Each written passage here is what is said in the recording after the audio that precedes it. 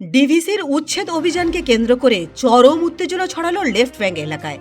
নিজস্ব আবাসন ভাঙার পাশাপাশি সাধারণ মানুষের ব্যক্তিগত বাড়ি ও দোকান ভাঙার হুমকি দেওয়ায় অভিযোগ উঠল ডিভিসি কর্তৃপক্ষের বিরুদ্ধে।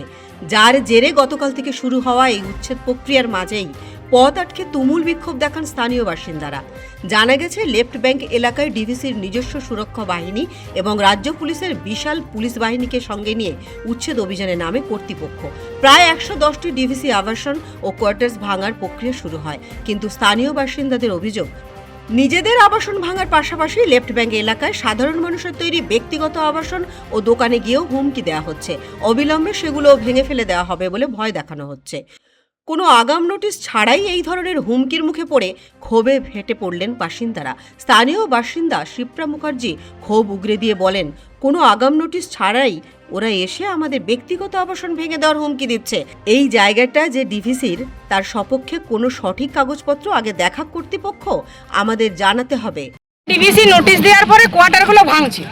কোয়ার্টারগুলো ভাঙতে ভাঙতে কোয়ার্টারগুলোর জন্য সবাই গরিব মানুষ অনেকে থাকে, কারোর থাকার জায়গা নাই, কারোর দিনমজুরি করে ভাড়া দেওয়ার ক্ষমতা নাই আছে।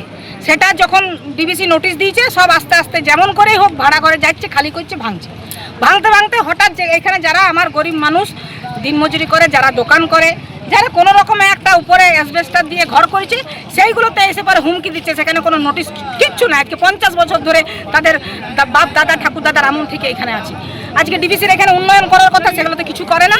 সেইগুলো বাড়িতে যে আজকে ছেলে ঘরে আছে, বেটা ছেলে ঘরে আছে না আছে, সেগুলো দেখার দরকার নেই। প্রত্যেকের ঘরে যে আজকে হুমকি দেওয়া হচ্ছে।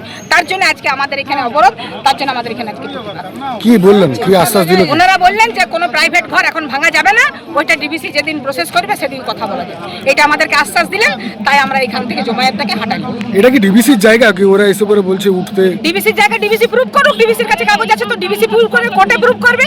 কোনোখানে ফরেস্টেড ল্যান্ড আছে, কোনোখানে খাস জমি আছে, সরকারি খাস জমি আছে, কোথাও ডিভিসি ঘাটকুল মৌজা, আজকে মিউটেশন নাই, কিছু নাই। ডিভিসির কাছে কাগজ আছে, ডিভিসি সঠিক কাগজ দেখাতে পারবে। আগে ডিভিসি কাগজ দেখাক, তারপরে ভাঙতে আসবে।